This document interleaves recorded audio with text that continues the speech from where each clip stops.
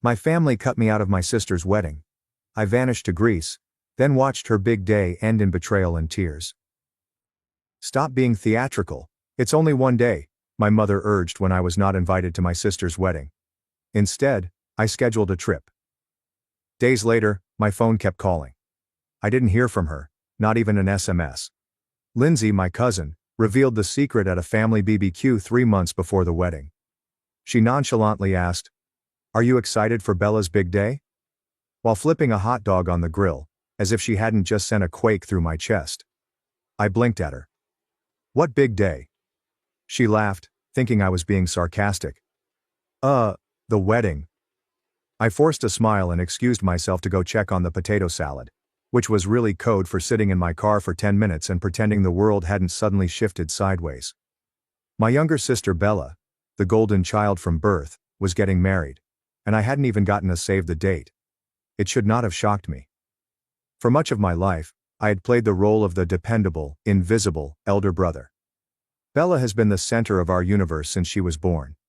Dance recitals with front row seats, extravagant birthday parties with horses and bouncy castles, and even a semester abroad in Florence, all paid for by the same parents who informed me college wasn't in the budget when I was 17 years old. Meanwhile, aged 18, I worked full-time stocking shelves to help pay our power bill. But this stung more than I imagined. Not being invited to her wedding was not an oversight. It was purposeful, chilly, and humiliating in ways I couldn't quite describe. I kept it together for the remainder of the cookout, making small talk and smiling sweetly. But internally, I felt as if I were standing behind a glass wall, watching a family I hardly knew move on without me. That night, I sat on the edge of my bed and stared at my phone screen for 10 minutes before contacting my mother. She picked up the third ring, voice cheery. "Hey honey." "Hey," I said. "Quick question. Was there a reason I wasn't invited to Bella's wedding?" There was a pause followed by the clink of a spoon against a mug. "Oh, that?" "That?" I repeated. "Well," she said, as if she were talking about the weather. "It's Bella's special day. She wanted something small." "Small?" My voice cracked slightly. "You invited 40 cousins," I counted. Mom sighed. "Look, don't be dramatic. It's just one day." "Only one day." I'm not sure what I expected. Perhaps an apology, or at least some basic empathy. But all I got was the same dismissive tone she'd used hundreds of times before. The one that said, "Stop making this about you."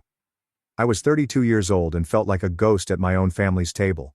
I thanked her, hung up and stared at my ceiling in the dark for quite some time. But something about me had changed. I was finished. I'm tired of playing a supporting role in my own life. Done being the dependable sibling who showed up, paid his share, and remained silent. If they wanted me gone, I'd show them what it was really like. So I scheduled a trip. First class. Cliffside Villa, Greece. And that was only the beginning. I didn't inform anyone I was leaving, including my co-workers. I requested time off, packed light, and vanished from the group chat like a magician escaping a smoke cloud. 1 week before Bella's wedding, I flew to Athens and then took a connecting puddle jumper to a little island I couldn't pronounce. And let me tell you something. If you've never landed in Greece at golden hour, you're missing out on a religious experience. My mansion clung to the cliffside, as if it had grown from the rock. Whitewashed walls, a blue-domed roof, and a plunge pool overlooking the Aegean. I did not even take off my shoes. I just dropped my luggage, took a bottle of water from the fridge, and strolled directly onto the balcony, as if I'd lived there my entire life. And in that moment, I experienced something I hadn't felt in years. Tranquility. Real peace. Not the sort you pretend to have while nodding during family gatherings, not the one that comes with finally paying off your automobile. This was different. It was the kind that engulfed you in salty air and sunlight and said, "You don't owe anyone anything." Right now I don't. I did not post anything for the first 24 hours. I just lapped it in. But on the second day I shared a photo. No caption, no tag. Just me on the deck at sunset, with the water behind me painted in lavender and gold. I held a glass of wine, smiled slightly and clicked share. The reaction was quick. 3 dots from my mother in the family chat, typing, then gone. Bella viewed the story but did not contact me. My cousin Lindsay gave me the fire emoji. My aunt left a comment saying, "Living the dream." I did not respond to any of it. Instead, I scheduled a sunset yak cruise. By the third day I was eating freshly caught bass at a restaurant so delicious that I nearly cried into the tzatziki. I also shared that, just the plate, and the view. Allow them to piece it together. I never mentioned the wedding, her name, or hurled shade. That would have been too easy and clear. No, I wanted them to sense my absence because I didn't say anything.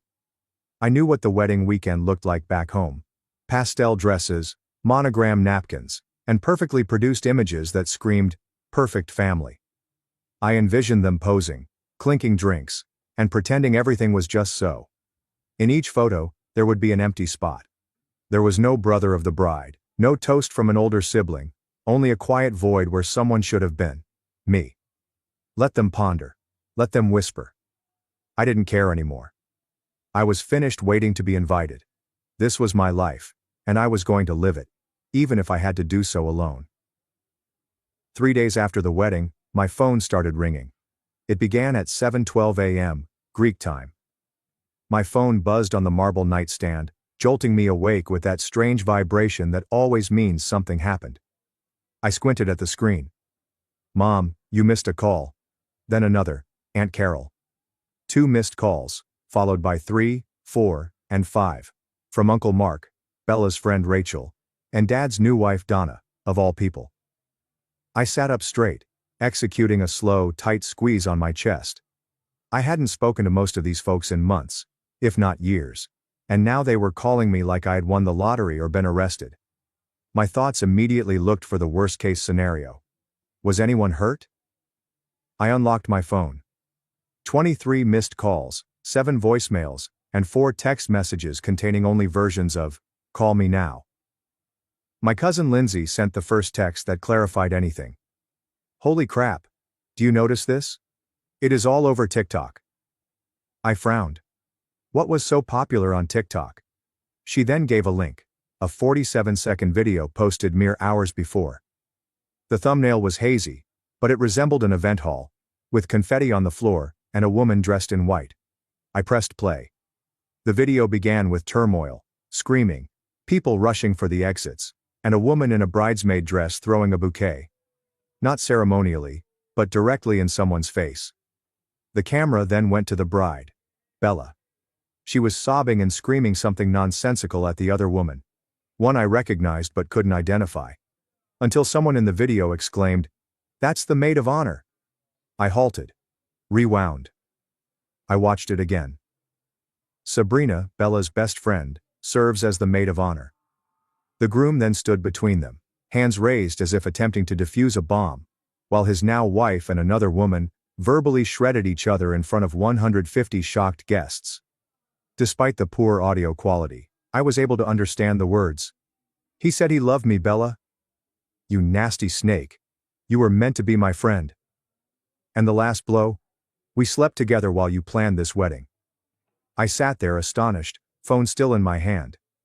My sister's wedding had ended not with dancing, sparklers, or a limo, but with treachery, yelling, and a bridesmaid brawl, all captured on film. A video now has tens of thousands of views, and everyone in the family had begun phoning. Not to warn me. Not to apologize for what they had done. But they begged me to come home. By lunchtime, the calls had gone from frenetic to pathetic. My mother had left 6 voicemails by then, each one more desperate than the last. The third option stood out the most. She was crying, or pretending to cry. "Daniel," she sniffed. "Please. Your sister is in a mess. We need you here. The entire family is in pieces. You don't realize what this has done to us. To us. Not to Bella. Not for the bride whose wedding went off like a soap opera climax. United States. As if the family's reputation was the true tragedy." I sat on a sun-drenched terrace, barefoot, sipping Greek coffee as the waves whispered far below. It was almost too cinematic. The contrast of her hollow, cracking voice pouring out of my phone, while I watched sailboats meander over the horizon, as if they'd never heard of betrayal. Then came the text from my father, of all people, the one who once ordered me to man up, when I cried after being rejected from college. "Son, I understand things were stressful, but your sister is hurting. This is when family comes through. Family. That term had been weaponized so many times in my life that I no longer trusted its shape. For them, it only existed when I could be useful. When someone needed their bill paid. When something broke. Sturdy, dependable Daniel was there to quietly repair it. But now they could see what life was like without me. And there was stillness at Bella's wedding. The absence of her brother, the one who usually showed there even when no one asked him to, had finally broken the silence. I didn't answer immediately. I let the day slip by like a slow, golden dream. That evening, I shared another photo of myself at the helm of a yacht, a wine glass in hand, the wind tousling my hair, and the sky fading into gold and blushing behind me. There's no caption, no comment. Just me, happy, unreachable, and free. By midnight, I received a message from Bella herself. Not a call, but a message. I know I messed up. I should have invited you. I didn't think it would matter this much. Please. I need my brother right now. I stared at it for a long time. Not because it was touching, but because it was the first time in years she had spoken something genuine. Nonetheless, it wasn't enough. Not after a lifetime of being an afterthought, second priority, or spare. They were all currently learning the same lesson. When you ignore the one who keeps everything together long enough, they ultimately stop. I did not write back. Not for her. Not to any of them. Nonetheless, I read her message again the next morning. And the one after that. She followed up with, "Please just come home. We'll talk. I just need you here." A few years ago I would have undoubtedly booked a trip for that night. Purchased flowers. I stepped inside that house with open arms and a tight smile. The reliable son, solid brother, the person who cleaned up the mess after everyone else left it. But that version of myself, he did not go to Greece. I'd spent years learning how to carry things quietly. Bills, emotions, and apologies that never came. And now here I was, on a covered patio overlooking the sea, realizing that perhaps I didn't need to carry any of it anymore. They urged me to return home, not intended for closure, not to reconnect, but I had to play the same character they had created for me the day Bella was born, the brother who claps in the throng. The brother who gives up his savings when tuition arrives. The sibling who is ignored until he is required. I spent the morning swimming beneath a sky so blue it looked painted. I met a couple from Madrid who believed I was a travel writer. I did not correct them. We exchanged wine, stories, and laughed. Nobody inquired about my sister. Nobody cared that I had missed a wedding. And, for once, I did not feel guilty. That night, I sent just one message to my mother. "Tell Bella I hope she finds peace. But I'm not coming back. Not right now. Maybe not for a while. Maybe not at all." I noticed her reading it. No response. Just the kind of silence I grew up with. But this time it didn't sting. It felt like liberation. I raised a glass to the moonlit lake and muttered something to myself, quiet yet firm. Let them feel it. The interesting thing about silence is how fast people strive to fill it when they are not accustomed to it. Back home, I was the one who kept the wheels turning. I checked in. I sent out birthday cards. I recalled anniversaries that no one else did. I paid attention even when nobody asked me to. And when I stopped, they had no idea what to do. The communications did not stop. They just changed. Guilt gave way to flattery. "We've always admired how grounded you are. Your sister says you've always been the strong one. This family needs your example right now." Despite this, none of them had said anything. I'm sorry. Not for the years I was ignored. Not for expecting too much and delivering so little. Not for prioritizing Bella's comfort over my inclusion. And that told me all I needed to know. I spent the rest of the week as if I'd finally slipped out of my old shell. I walked ancient trails in Santorini. I stood atop volcanic cliffs, watching the water twinkle with stars. I ate olives and honeyed cheese on a balcony with strangers who became brief but lovely acquaintances. I didn't discuss my relatives. I did not need to. When I glanced around at the life I was creating, calm, lovely, and all mine, I recognized something simple, yet deep. I had never been happier. Not because I had escaped my family, but because I had finally quit performing for them. A week after the wedding debacle, I began hearing the stories. Not from my family, but from others surrounding them. Friends, distant cousins, and even my mother's former co-worker, who seemed to have followed me on Instagram. They came in like gentle whispers on the breeze. "Did you hear what happened at Bella's wedding? I saw the video. Can't believe she didn't see it coming. She looked destroyed, man. Groom dipped before the cake was cut." And behind it all, there was a subtle refrain murmured with skepticism. Why wasn't her brother there? It spread. It turns out that when you've been the stable one for a long time, your absence is more noticeable than your presence. For so long, they crafted this story around Bella's perfection, picture-perfect bride, golden girl. And when it all came crashing down, when the fairy tale shattered on the dance floor in front of everyone she'd ever tried to please, I wasn't there to help her rebuild it. People noticed, not simply because I was missing from the images, but also because for the first time, my absence had significance. I did not gloat. I did not make a comment. I didn't even nod when people brought it up, because I didn't have to. They were doing all of the work for me. The same folks who used to label me too quiet, too serious, and always out doing his own thing, now say, I get why he stayed away. It wasn't vengeance. Not really. It was reality, finally seen. It's weird how visibility functions. For years I remained in the background. The person who took the photograph was never the person in it. The person who stayed late to clean up, while everyone else raved about how great the party was. The sibling whose birthday was mentioned in a group text, if at all. And then, all of a sudden, people couldn't stop talking about me.